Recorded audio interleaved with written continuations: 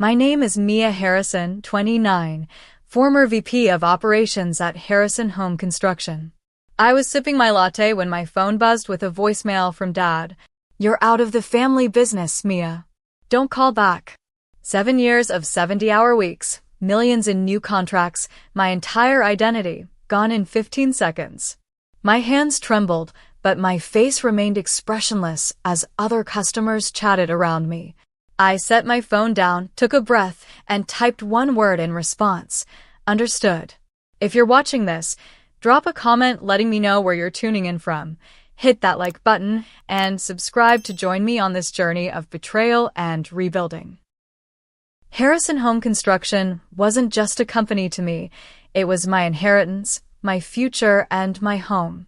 Growing up in Portland, Oregon, I practically breathed sawdust and blueprint paper from the moment I could walk. Dad, Mark Harrison, started the business 35 years ago with nothing but a pickup truck, a toolbox, and an unrelenting work ethic. Mom always said he had concrete in his veins instead of blood. Some of my earliest memories are of Dad hoisting me onto his shoulders at construction sites, pointing out framing and foundation work. "See how it all starts, Mia? Everything needs a solid foundation." By age 10, I could read blueprints.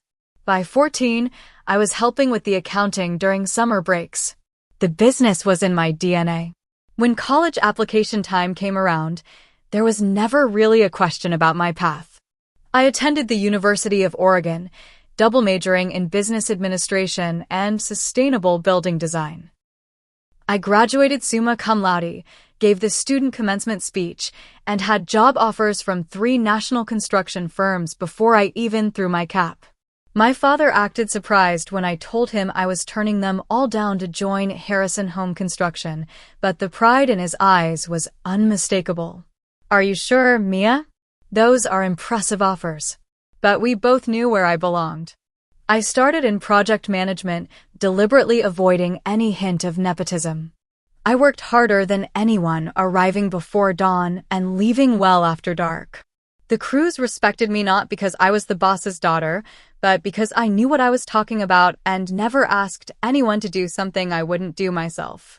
When I pointed out inefficiencies in our supply chain that were costing us thousands, Dad promoted me to operations manager. By 27, I was vice president of operations, and Harrison Home Construction had expanded from residential projects to commercial buildings across 3 states. Our revenue had doubled in the 5 years since I joined full-time. My innovative approaches to project management and my push for sustainable building practices had positioned us as industry leaders in the Pacific Northwest. My family dynamics were more complicated. Mom, Grace Harrison, was always supportive but preferred to stay in the background. She managed the home front while Dad built the empire, and she rarely voiced opinions about business matters. She was proud of me, certainly, but she also seemed worried about my total dedication to the company. Then there was my brother Ethan, 3 years older but somehow always a step behind. He had the Harrison name and my father's square jaw, but none of his drive.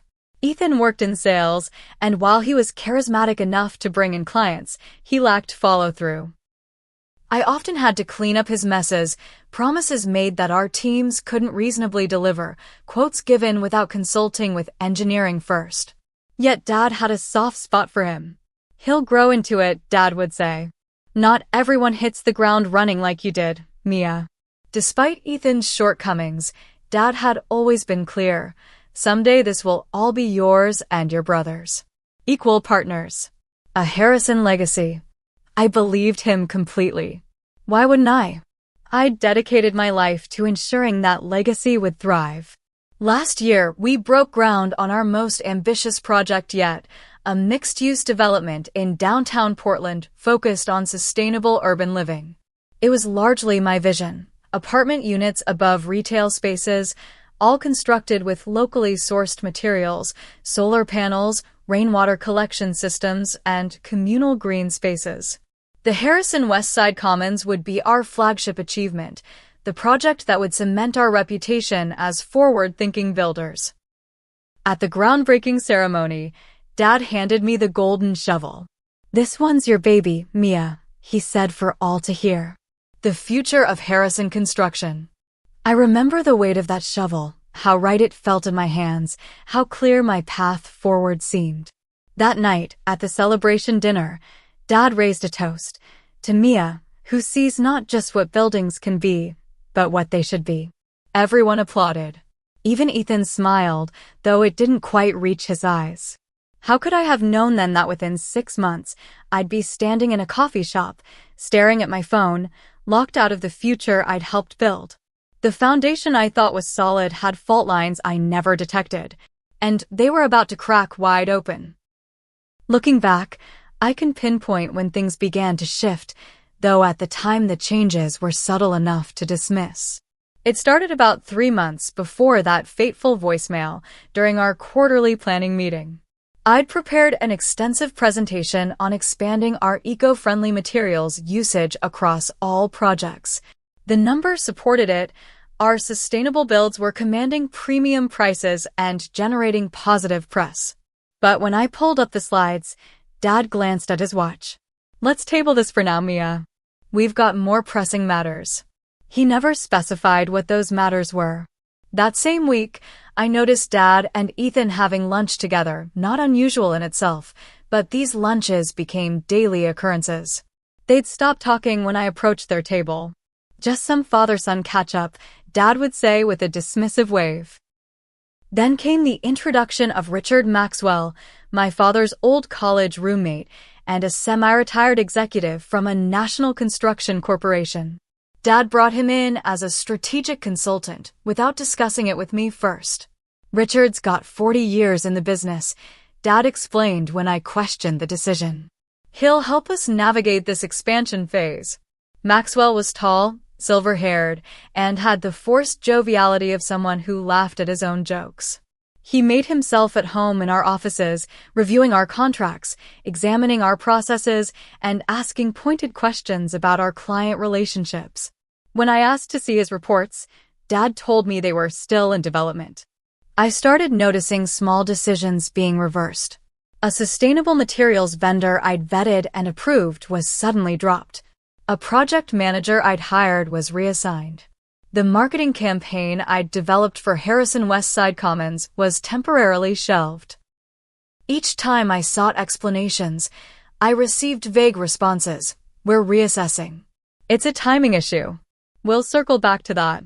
One Tuesday afternoon, I walked into the conference room to find my father, Ethan, Richard, and 2 board members in a meeting I hadn't been informed about.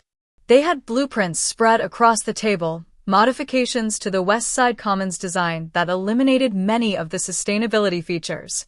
"What's going on here?" I asked, unable to keep the edge from my voice.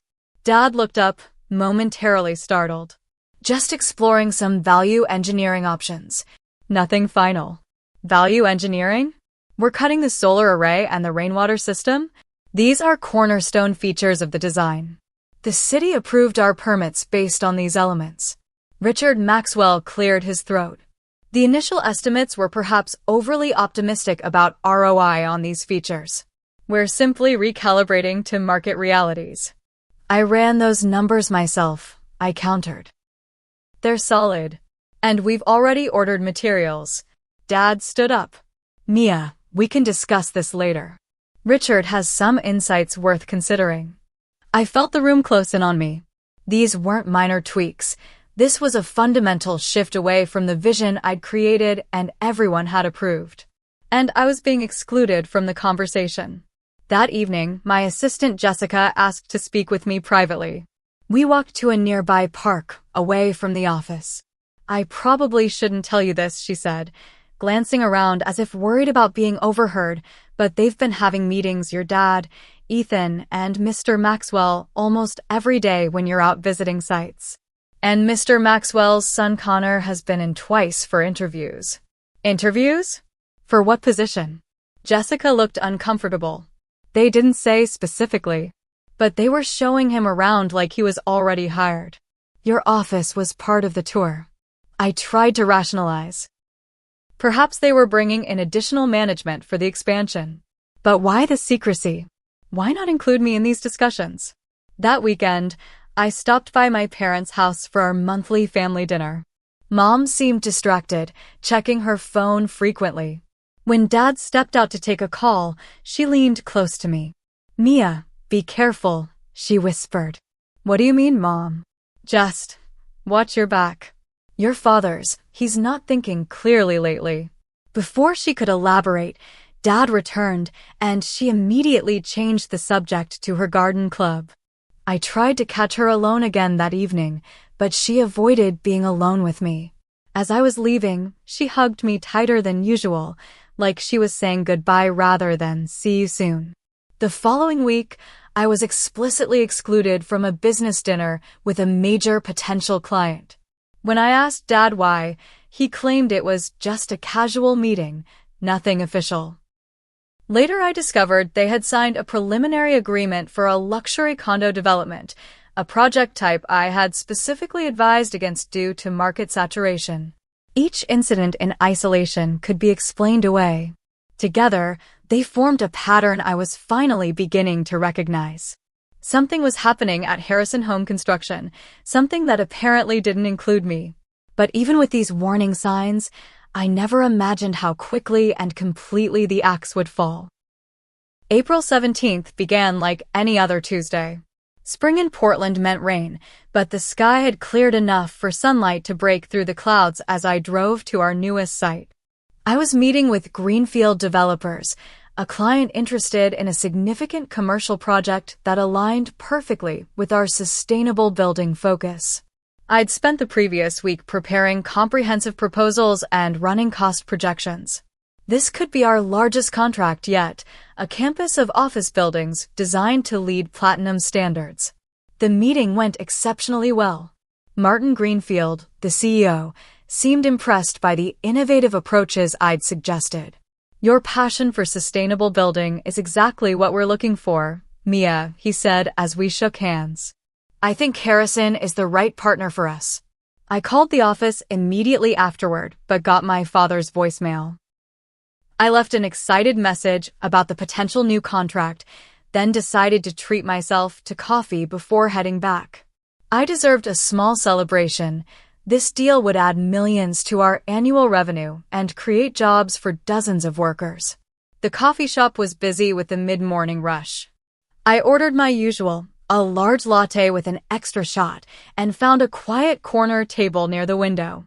Rain had started again, pattering against the glass. I pulled out my tablet to review some emails while I waited for my drink. My phone buzzed. Dad's name appeared on the screen. Perfect timing. I was eager to share the good news about Greenfield. But instead of answering, the call went straight to voicemail. Odd. I picked up my phone to call back when the voicemail notification appeared. I pressed play and held the phone to my ear, still smiling from the successful meeting. "Mia." My father's voice was flat, businesslike. "No greeting." "The board met this morning and we've decided to restructure the company leadership. Effective immediately, you're out of the family business. Your access has been revoked and your position has been filled. Don't come to the office. Don't call back. Your personal items will be delivered to your apartment. This is a final decision." The message ended. No explanation. No goodbye. Just the mechanical voice asking if I wanted to save or delete the message. I sat frozen, the phone still pressed to my ear. The barista called my name, but it sounded distant, underwater. I lowered the phone slowly, staring at the screen as if it might offer some explanation that the message had not. My mind raced through possible scenarios. Was this a joke? A mistake? Had my father's phone been stolen? But I knew his voice. The deliberate, measured tone he used when decisions were non-negotiable. I felt a physical pain in my chest, like someone had reached inside and squeezed my heart. My breathing became shallow. Around me, people continued their conversations. Laptops clicked, espresso machines hissed, the world continuing in its routine while mine imploded. The barista called my name again, more insistently this time. I stood on unsteady legs and collected my drink, thanking her automatically. Back at my table, I set the untouched latte down and stared at my phone. What does one say to being discarded? To having your life's work, your future, your identity stripped away in a 15-second voicemail? I could call and demand explanations. I could drive to the office and make a scene. I could cry, scream, beg. Instead, I opened my messaging app. I typed a single word and hit send. Understood. Then I gathered my things, left my untouched coffee on the table, and walked out into the rain. I drove aimlessly for hours. My route took me past buildings I'd helped create. The Miller offices with their distinctive curved facade. The renovated Parkside apartments that had won us a design award. The elementary school we'd rebuilt after the fire, completed ahead of schedule so kids could return to familiar classrooms.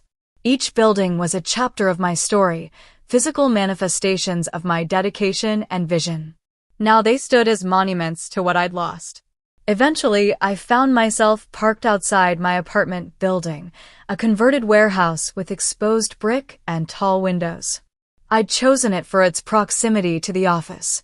15 minutes door to door. What did proximity matter now? Inside, my apartment felt suddenly alien. Photos of family gatherings on the bookshelf. The model of our first commercial project Dad had given me when we won the bid. The hard hat with Harrison printed on the side that I'd worn on countless sites. I poured myself a glass of wine and sat on my balcony as darkness fell over Portland. Lights flickered on across the city. Homes and businesses where people were finishing their normal Tuesday, unaware that Mia Harrison's world had just collapsed. My phone remained silent. No calls from Mom. No texts from colleagues wondering where I'd disappeared to. Nothing. Just that devastating voicemail and my one-word response floating in digital space between my father and me. Understood. Not why. Not how could you. Not please reconsider. Just acknowledgement. Acceptance. Because in that moment of shock and betrayal, it was the only power I had left, the power to deny him the satisfaction of my pleading or my anger. I slept fitfully that night, waking frequently to check my phone, half convinced it had all been a nightmare. But morning came, and reality remained unchanged. I was out, with no warning, no conversation, no chance to defend myself. Just cut off like a gangrenous limb from the Harrison family body. The days following the voicemail blurred together. I woke the next morning with a momentary amnesia, reaching for my phone to check work emails before the reality crashed back. Out of habit, I tried to log into the company system anyway. Access denied flashed on the screen. My company credit card was declined when I tried to buy coffee. My key card wouldn't open the office building doors. It was as if someone had systematically erased my professional existence overnight. My phone buzzed constantly with texts and calls from confused clients and colleagues. Martin Greenfield from yesterday's meeting. Mia, I'm hearing strange things. Call me. Suppliers we'd built relationships with. Is it true you've left Harrison? Project managers looking for direction on ongoing work. I couldn't bring myself to answer. What would I say? That I'd been fired by a voicemail? That I had no idea why? That after 7 years of dedication, I'd been discarded without explanation? On the third day, when I still hadn't heard from a single family member, I called Mom. Straight to voicemail. I tried the house phone. No answer. I even tried Ethan, though we'd never been close. Nothing. It was as if I'd died and no one had bothered with a funeral. By day 5, I was desperate for information. I texted Jessica, asking if she could meet me. We arranged to meet at a diner across town, far from the office. She arrived looking nervous, glancing over her shoulder as she slid into the booth. I'm not supposed to be talking to you, she said immediately. They made everyone sign non-disclosure agreements about the transition. Jessica? What happened? I need to know. She fidgeted with her napkin. It all happened so fast. Monday afternoon, after you left for the Greenfield meeting, they called an all-hands. Your father announced that the company was returning to its roots and focusing on luxury residential development. Then he introduced Connor Maxwell as the new VP of Operations. Maxwell's son. The pieces started clicking into place. Yes. Apparently, he's been shadowing different departments for weeks. Then your father said you decided to pursue other opportunities and that all communication should go through Connor or Ethan from now on. That's a lie. I was fired by voicemail after the most successful client meeting of my career. Jessica looked pained. There's more, Mia. They're systematically dismantling everything you built.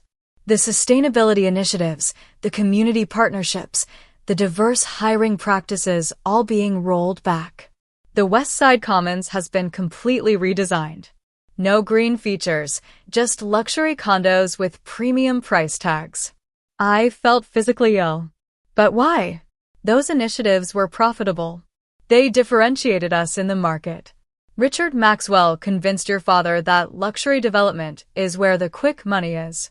Less regulation, higher margins. She hesitated. And there's something about your father's health. I overheard him talking about treatments. Dad's sick? Why wouldn't he tell me? I don't know details. Just that he's been having private conversations about medical options. As Jessica continued filling in the blanks, the full picture emerged.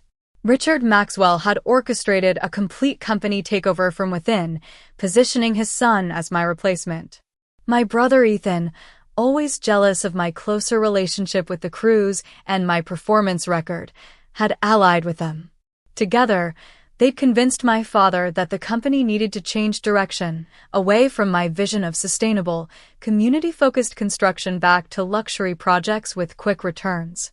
One more thing, Jessica said quietly. When I came in yesterday, your office was completely cleared out. They had a courier service deliver boxes to your apartment building. Did you get them? I hadn't. When I returned home, I checked with my doorman. Sure enough, 4 large boxes had been delivered that morning. I carried them up one by one, feeling like I was transporting pieces of a corpse. Inside were the artifacts of my professional life. Family photos. Industry awards. The plant I'd kept alive for 5 years. My degrees removed from the wall. Client thank you notes. All packed haphazardly, some frames cracked, the plant's soil spilled throughout. At the bottom of the last box was a legal document. A separation agreement waiving all claims against Harrison Home Construction in exchange for 3 months severance pay. A yellow sticky note in my father's handwriting. Sign and return for payment. I let the paper fall from my hands. That evening, I started my investigation in earnest. I called a former classmate who worked at a competing construction firm. Have you heard anything about Harrison Construction recently? Actually, yes. Word is they're pivoting hard to luxury development. And there are rumors about financial trouble. They're trying to secure major funding for something. Someone said your dad has been looking to sell controlling interest. This was news to me. Our finances had been solid. I'd reviewed the books myself just weeks ago. I created a timeline of events, working backward from the voicemail. The arrival of Richard Maxwell. The secretive meetings. The gradual sidelining of my projects. The introduction of Connor. It wasn't a sudden decision. It was a calculated coup that had been in motion for months, while I worked obliviously to grow the company. The most painful revelation came when I accessed my personal email and found messages from clients expressing confusion about changes I'd supposedly authorized. Contracts had been modified. Promises walked back. My name used to justify decisions I never made. They hadn't just removed me. They'd weaponized my reputation to dismantle everything I'd built. I consulted with an attorney, Samantha Reed, who specialized in family business disputes. After reviewing my situation, she delivered a harsh reality check. When you joined the company, did you sign any employment contracts? Shareholder agreements? Operating documents? I had, of course. Standard paperwork. These documents, she said, pointing to specific clauses, effectively limit your recourse. You agreed that the board, which your father controls, has sole discretion over operations and personnel. You have no guaranteed position, despite being family. And this non-compete clause prevents you from working with any Harrison clients for 2 years. But there must be something: wrongful termination, defamation. Family businesses operate in gray areas, Mia. They counted on your trust, and unfortunately, you gave it to them completely. Legally, your options are limited. I left her office feeling defeated. Not only had I lost my job and my family in one blow, but I'd unknowingly signed away my right to fight back. 2 weeks after the voicemail, I reached my breaking point. No communication from anyone in my family. Rumors spreading through the industry about my departure. Clients I'd nurtured relationships with for years now unreachable. I decided direct confrontation was my only option. I drove to my parents' house on a Sunday evening family dinner night for as long as I could remember. As I approached, I saw cars in the driveway. My father's Range Rover, my mother's Volvo, Ethan's Audi, and 2 unfamiliar vehicles, one likely belonging to Richard Maxwell. They were having family dinner without me. I parked across the street and sat watching the house. Through the dining room windows, I could see them gathered around the table. Mom passing dishes. Dad at the head of the table where he always sat. Ethan gesturing as he spoke. And there were the Maxwells, Richard, and a younger man who must be Connor, my replacement. They were laughing, eating, existing as if I'd never been part of their lives. I almost stormed in, almost pounded on the door demanding answers. But something stopped me. A strange calm settled over me as I watched this tableau of betrayal. They had made their choice. Creating a scene wouldn't change that. I started the car and drove away, my resolve hardening with each mile. The next day, I received a text from my mother. Coffee tomorrow? Just us. We met at a small cafe far from both the Harrison offices and my parents' home. Mom looked tired, older somehow. When she hugged me, she held on longer than usual. "I'm so sorry, Mia," she said once we were seated. "This isn't what I wanted." "Then why is it happening? Why didn't you warn me?" She glanced around nervously. "Your father isn't well. His heart. The doctors found blockages, severe ones. He needs surgery, and the recovery will be lengthy." He started panicking about the company's future. And that meant cutting me out completely? Mom, that makes no sense. She wouldn't meet my eyes. Richard convinced him that you were planning your own takeover. That you'd use his illness as an opportunity to push Ethan out completely. That's absurd. I've never. Richard had evidence, Mia. Emails, meeting notes, conversations with clients about new leadership when your father stepped down. I was speechless. Those were succession planning discussions Dad asked me to have. He told me to start preparing for a transition in the next 5 years. Richard presented it differently. And your brother. She trailed off. Ethan helped them, didn't he? He's always resented that Dad trusted me with operations instead of him. Mom didn't deny it. Richard offered a solution. His son Connor could step in during your father's recovery, with Ethan handling client relationships. A return to family values was how Richard phrased it. And what about me? I am family. Your father thinks you've changed, Mia. All the sustainability focus, the community projects. He says it's not what Harrison Construction was built for. Richard convinced him you were turning his company into something he wouldn't recognize. The betrayal cut deeper with each revelation. My father had been manipulated using my own initiatives against me, painting me as disloyal for trying to evolve the company.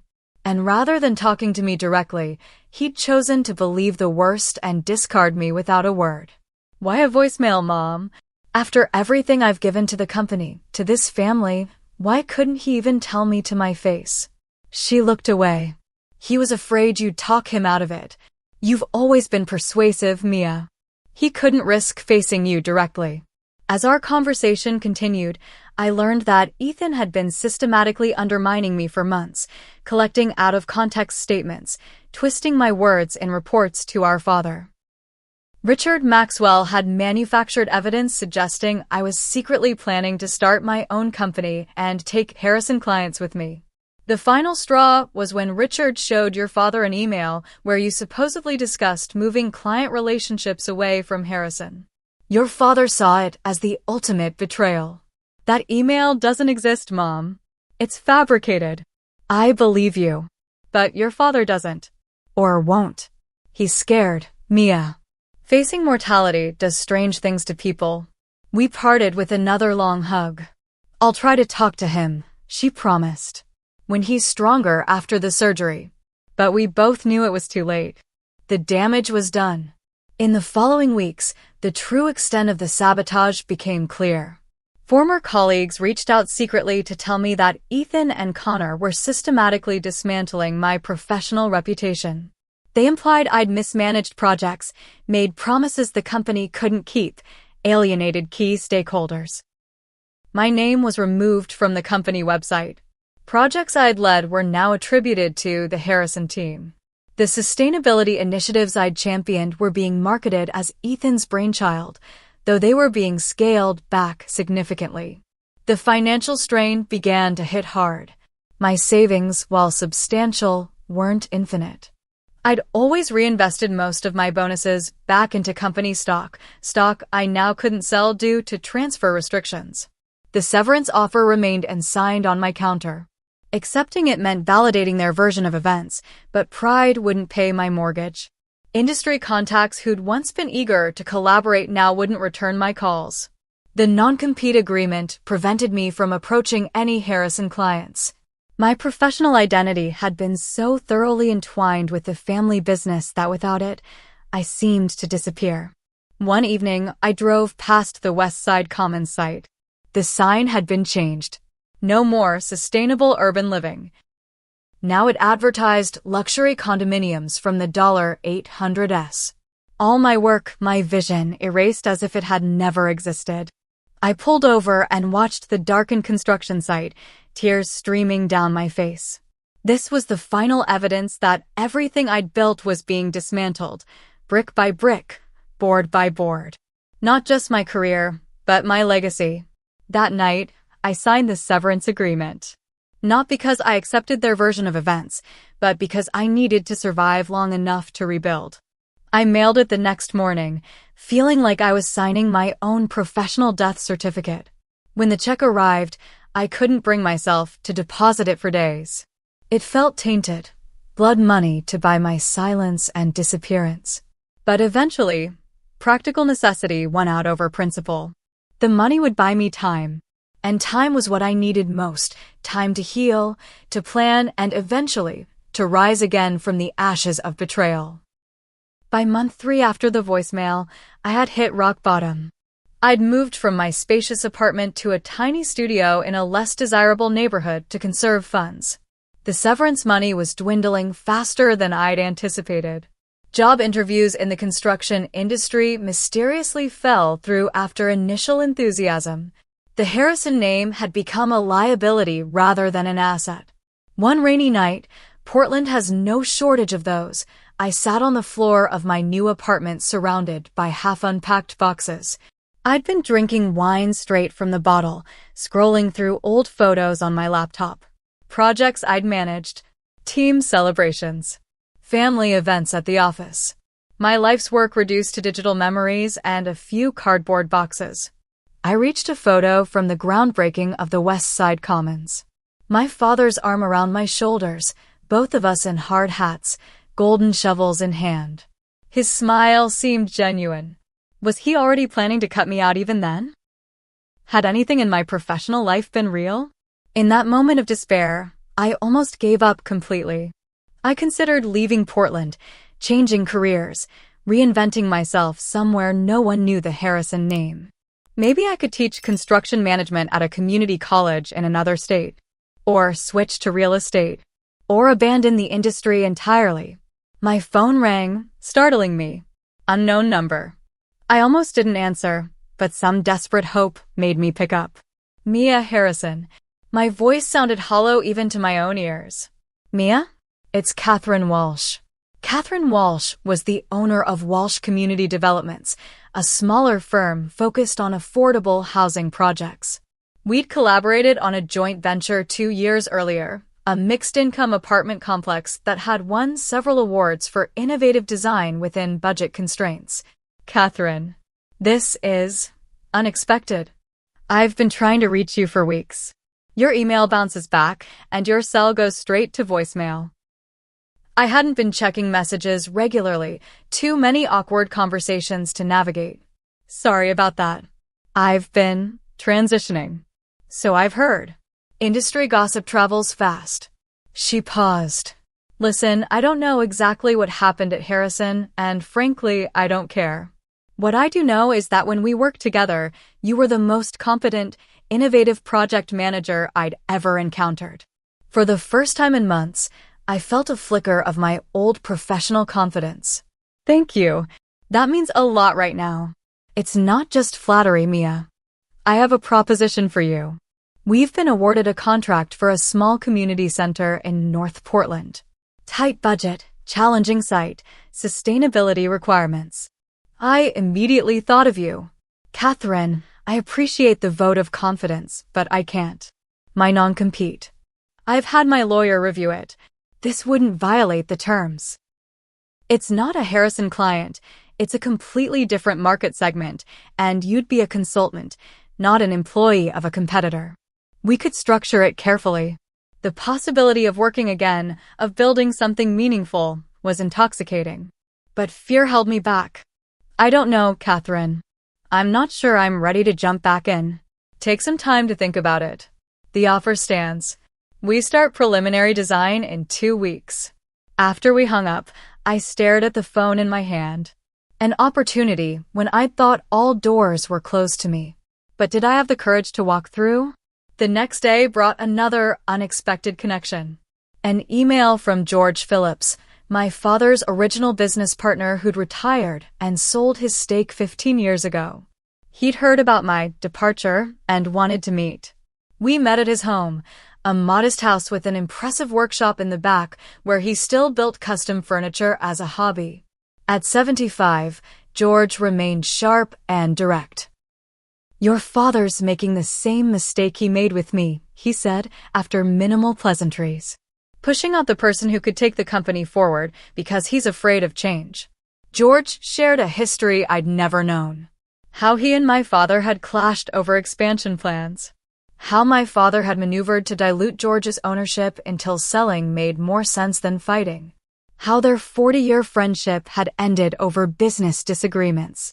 Your father builds beautiful structures, Mia, but he tears down relationships with the same efficiency. He can't stand anyone challenging his vision, even when that vision has become outdated. As we talked, George revealed he had kept journals throughout his career, including the partnership with my father. He retrieved a box from his workshop and handed me several leather-bound notebooks.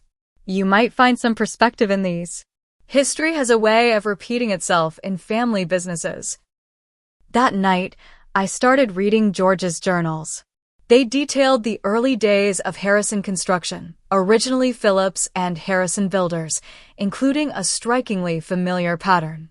My grandfather, Thomas Harrison, had forced out his own brother in the family's previous construction business 30 years earlier, using similar tactics of isolation and accusations of disloyalty. It was a generational pattern. The Harrison men built businesses and burned bridges with equal dedication. The journals gave me something unexpected: distance. For the first time, I could see my situation not as a personal failure, but as part of a dysfunctional family pattern that preceded me. My father wasn't just betraying me, he was repeating behavior he'd learned from his own father. Understanding didn't erase the pain, but it helped me separate myself from it. This wasn't about my performance or my worth. It was about fear of change, fear of loss of control, fear of mortality. Fears that had nothing to do with me and everything to do with the Harrison legacy of mistrust. The next morning, I called Catherine Walsh and accepted her consulting offer. Then I sat down at my small kitchen table with a notebook and began sketching out a business plan. Not for a construction company, the non-compete prevented that, but for a consulting firm specializing in sustainable building practices. Green Horizon Consulting would offer expertise in eco-friendly materials, energy-efficient design, and sustainable construction methods. I'd target smaller firms lacking in-house sustainability experts but wanting to compete in an increasingly green-conscious market. Firms like Catherine's. Starting over was terrifying. I had no clients beyond Catherine, limited capital, and a reputation that had been systematically undermined. But I had knowledge, experience, and now a driving purpose that went beyond family legacy. I registered the business name the next day. Created a simple website the day after. Ordered business cards with Mia Harrison, founder and principal consultant, printed in simple, professional font. Each small step rebuilt a piece of my shattered confidence. Catherine's Community Center project became my lifeline. I threw myself into it completely, researching innovative materials that could meet both sustainability goals and budget constraints. I developed alternatives to expensive systems using creative combinations of passive design elements. I worked harder than I ever had at Harrison, knowing this project would make or break my new venture. When we presented the final design to the community board, their enthusiastic approval felt like validation not just of my work, but of my professional identity beyond the Harrison name. One board member approached me afterward. "We've been trying to make this work for years, but the big firms either couldn't meet our budget or wouldn't prioritize our sustainability goals. You found a way to do both." His words were the first unequivocal professional praise I'd received since the voicemail. I realized I'd been holding my breath for months, waiting for someone to confirm I still had value without the Harrison backing. That evening, I walked through the construction site of what would become the Northside Community Center. Just plywood and concrete foundations now, but I could envision the finished building, solar panels that doubled as shade structures, rainwater collection feeding the community garden, reclaimed timber from a demolished warehouse forming the central gathering space. I placed my hand on a newly poured foundation wall, still slightly warm from the curing process. Everything needs a solid foundation, my father had taught me long ago. He'd been talking about buildings, but the lesson applied to life as well. I was pouring a new foundation now, not of concrete, but of integrity, independence, and resilience. For the first time since that coffee shop moment when my world collapsed, I felt genuinely hopeful about the future. Not the future I'd planned, but perhaps the one I needed, a future I was building myself, one carefully placed brick at a time. 1 year after the voicemail that had shattered my world, I stood in a hotel ballroom at the Pacific Northwest Sustainable Building Awards. Green Horizon Consulting had been nominated for innovation in community-focused design for the Northside Community Center. The center had opened 2 months earlier to enthusiastic community response. We'd come in under budget and exceeded energy efficiency projections. Most importantly, the space had immediately become a vibrant hub for the neighborhood, exactly what we'd envisioned. When they announced, and the winner is Green Horizon Consulting for the Northside Community Center, the applause felt like validation of the hardest year of my life. As I accepted the glass trophy, I scanned the audience out of habit, half expecting to see my father or brother. They weren't there, of course. Harrison Home Construction had stopped attending industry events focused on sustainability. My acceptance speech was brief. I thanked Catherine Walsh for taking a chance on me when others wouldn't. I acknowledged the community board for their trust and partnership. I dedicated the award to those who find themselves starting over, building new foundations when old ones crumble. After the ceremony, several small and mid-sized construction firm owners approached me about potential projects. Word had spread about what we'd accomplished at Northside with limited resources. My calendar filled with consultations. Green Horizon was thriving. I'd hired 2 junior consultants and was considering bringing on a project manager. We'd moved from my apartment to a small but proper office in a renovated warehouse. The irony wasn't lost on me. My father had fired me from a company named after our family, and I had built a successful business named after a vision. It was during this period of professional redemption that news about Harrison Home Construction began circulating through industry channels. Their luxury condo conversion of what had been my West Side Commons project was facing serious problems. Cost overruns, quality issues, permit violations related to environmental commitments in the original approval. I took no pleasure in their struggles, but I wasn't surprised either. The Harrison approach had always been to promise big and figure out delivery later. Without someone detail-oriented managing operations, without me, those promises were becoming increasingly difficult to fulfill. Then came the call I'd both dreaded and anticipated for months. My mother's name on my phone screen late one evening. Mia? Your father's had a heart attack. The world seemed to stop. Despite everything, he was still my father. Is he? He's stable. They did emergency surgery. But it was serious, Mia. He's asking for you. I sat with that information for a long moment. He fired me by voicemail, Mom. He let Ethan and Richard Maxwell destroy my reputation. He cut me out of my own family without even a conversation. I know. Her voice cracked, and I let it happen. I'll never forgive myself for that. But he's still your father, and he might not have much time left. The hospital room was dim when I arrived. My father looked small in the bed, tubes and wires connecting him to various machines. My mother sat beside him, holding his hand. Ethan was noticeably absent. Dad's eyes opened when I approached. Recognition, then something like shame flickered across his face. Mia. His voice was weak.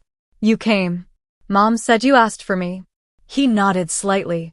I did something unforgivable to you. I didn't disagree or offer easy absolution. Yes, you did. I let fear drive me. Fear of losing control. Fear of the company changing too much. Fear of becoming irrelevant. He coughed, and Mom helped him sip water. Richard played on those fears. Made me believe you were planning to push me out, change everything we'd built. I would never have done that. Everything I did was to strengthen the company you started. I know that now. He looked away. Harrison Construction is in trouble, Mia. Serious trouble. Without you, we're not the same. Part of me wanted to savor this acknowledgement, this vindication. But it felt hollow. I'm sorry to hear that. Truly. But I have my own company now. I've heard. Green Horizon. You're doing well. A ghost of pride crossed his face. You're doing what I couldn't, evolving, adapting. We talked for nearly an hour. Not just about business, but about family. About patterns repeated through generations. About how fear of losing control had cost the Harrison men the very legacy they were so desperate to preserve. It wasn't a perfect reconciliation. My father never explicitly apologized, and I didn't offer complete forgiveness.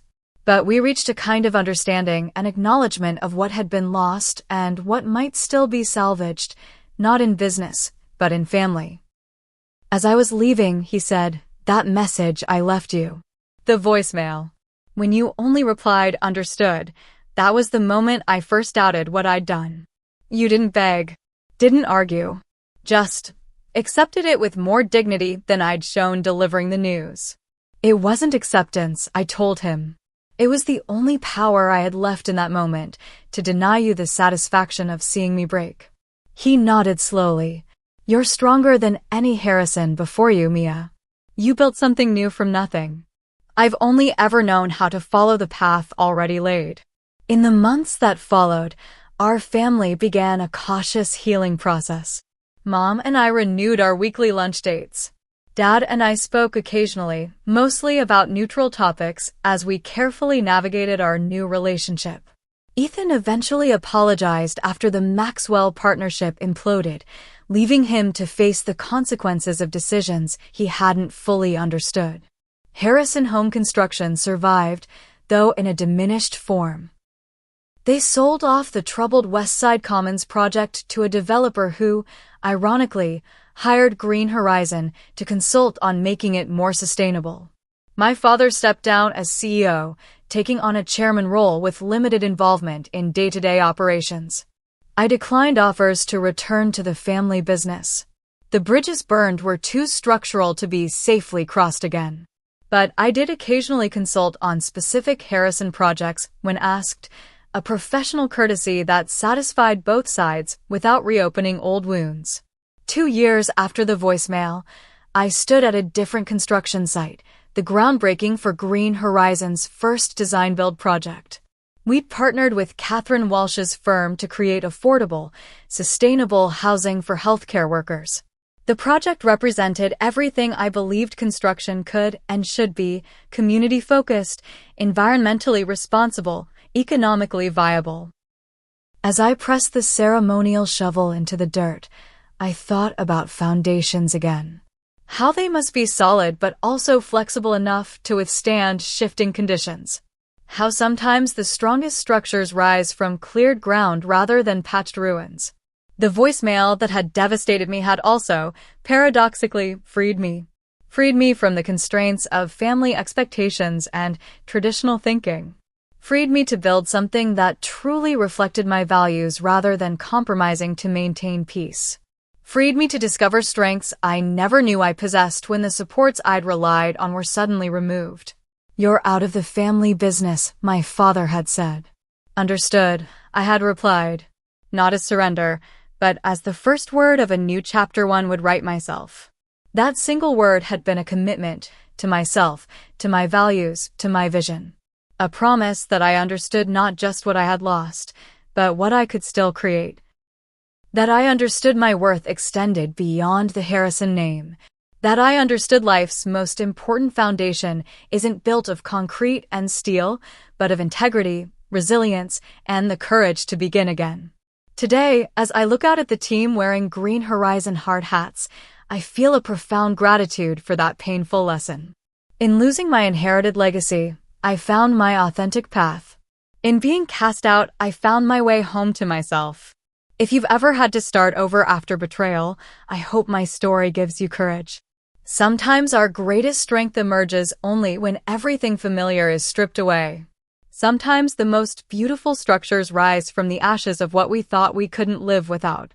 Thank you for joining me on this journey. If this story resonated with you, please share it with someone who might need to hear that survival, and even thriving, is possible after devastating loss. Leave a comment below about a time when you had to rebuild after something fell apart. Subscribe if you'd like to hear more stories of resilience and reinvention. And remember, sometimes understood isn't the end of the conversation. It's the beginning of a whole new dialogue with yourself about who you truly are and what you're capable of building.